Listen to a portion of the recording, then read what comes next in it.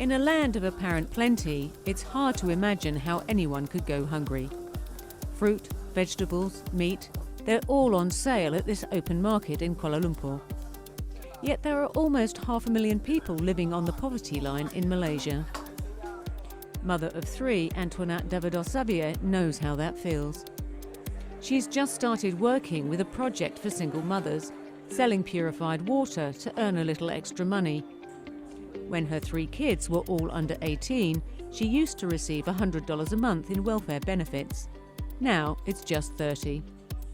And there were times when she had little more than $1 a day to feed the family. Good day everyone, my name is SOFEA SYARINA binti Sofian, and today I will be presenting the introduction of our group assignment entitled Poverty Issues in Malaysia, the Causes, Impacts and Strategies of Poverty Reduction.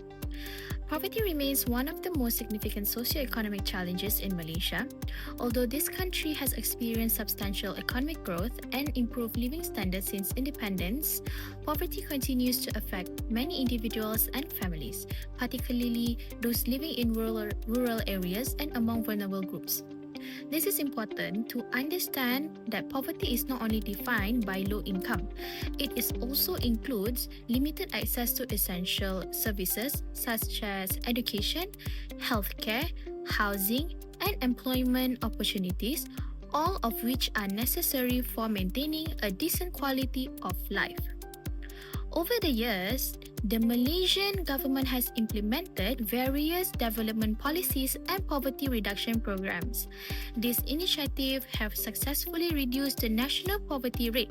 However, challenges such as the rising cost of living, income inequality, unemployment and underemployment, as well as regional disparities continues to hinder Malaysians' effort towards achieving inclusive and sustainable economic development. Therefore, the understanding the causes and impact of poverty is essential for developing effective strategies that can improve the welfare of Malaysians and ensure that economic growth benefits everyone. The purpose of our report is to examine the major causes of poverty in Malaysia, analyze its socioeconomic strategies and policies that can contribute to long-term poverty reduction. With that, I will now hand over the presentation to the next presenter. Thank you.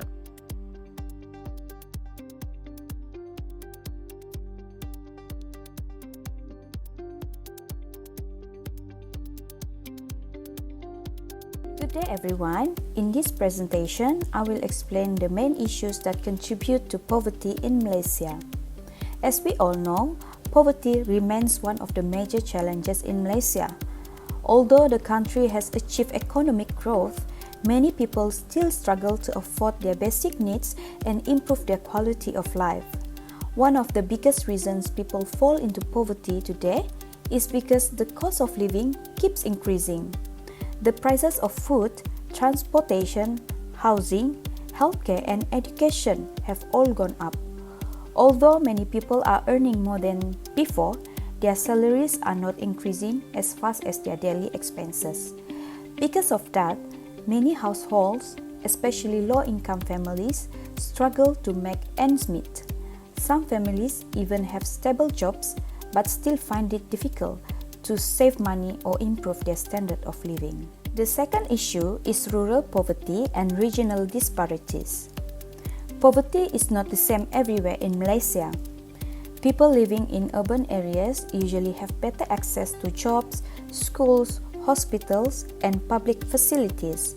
However, those living in rural areas face more challenges. For example, Sabah continues to record one of the highest poverty rates in the country. Many rural communities still experience poor roads, limited internet access, and fewer employment opportunities. These differences make it much harder for people in rural areas to improve their quality of life. The third issue is low household income and income inequality. Although household income has increased over the years, the gap between high-income and low-income families is still large. Families in the B40 group spend most of their income on basic necessities like food, rent, and transportation. This leaves very little money for savings or unexpected expenses. On the other hand, higher income households have more opportunities to invest and build wealth. As a result, the income gap continues to grow, making it difficult for low-income families to escape poverty. Next is employment, underemployment, and low-wage jobs. Having a job does not always mean that someone is financially secure. Many Malaysians work in low-paying jobs that are not enough to support the increasing cost of living. Besides that, some graduates are underemployed, which means they work in jobs that do not match their qualifications or skills. Because of this, they earn lower salaries than expected and have fewer opportunities to improve their financial situation. This is why we often hear about the working poor, which mean people are employed but still struggle financially. The last issue is the education and skills gap. I think many will agree if I say that education is one of the best ways to escape poverty. However, not everyone has equal access to quality education and skills training. Students from low-income families, especially those in rural areas, may have limited learning resources and fewer opportunities to continue their studies. At the same time, some graduates still face difficulties finding suitable jobs because their skills do not match what employers need. Therefore, improving education quality, digital skills, and TVET programs is important to help people secure better jobs and break the cycle of poverty. That's all from me. Thank you. Good day, everyone. Now that we've established the core socioeconomic problems, let's talk about the fallout. Poverty in Malaysia is multidimensional. It doesn't exist in a vacuum, and it is definitely not just about having an empty wallet. When macroeconomic pressures intersect with deep structural gaps, they generate cascading adverse effects across every layer of our society. Let's break down to the 5 critical implications from our report. First, let's look at the rising cost of living. There is a severe gap between our national poverty line income of 2,705 ringgit and actual consumer purchasing power. This carries massive implications. First, it crushes domestic spending. When B40 and middle-class families spend almost every ringgit on just rent and food, local retail and tech sector stall, slowing down our entire GDP velocity. Second, it triggers a hidden public health crisis. To cope with high prices, vulnerable families skip nutrient diet for cheaper, higher-carb processed food. This accelerates childhood stunting in urban poor areas and metabolic illness among workers, ultimately ballooning our federal healthcare budget. Finally, look at the 3,509 relative poverty line.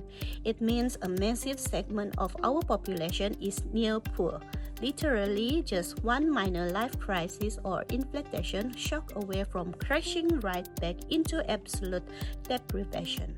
Second major implication is the widening socio-political divide caused by regional disparities. A rural household is nearly 3 times more likely to face poverty than an urban counterpart, and Sabah is bearing a disproportionate absolute poverty rate of 17.7%. This creates an unmanaged rural to urban migration. Because remote interior districts lack basic infrastructure like clean water and digital connectivity, young able-bodied rural youth are forced to leave for major cities like Kuala Lumpur and Penang. This paralyzes rural agricultural economies while congesting urban centers. Furthermore, when local communities observe Putrajaya achieving near zero poverty while their own district lack basic utilities, it breeds deep socio-economic alienation and severely strains federal-state relations. Next, let's address intergenerational mobility.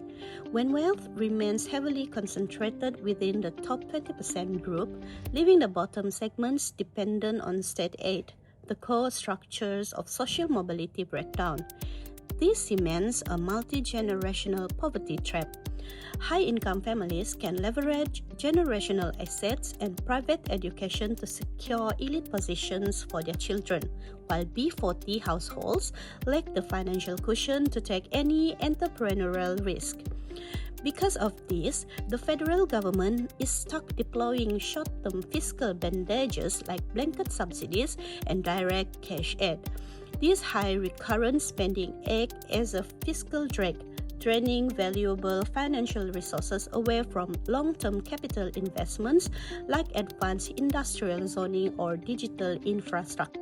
Good day, sir. My name is Nelly and I will continue with labor devaluation and the economic threat of the working poor. Although Malaysia's unemployment rate is only 3.0%, this does not tell the full story.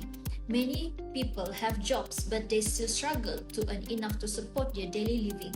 There are also 266,900 underemployed workers, meaning many people are working below their skills or do not have enough working hours.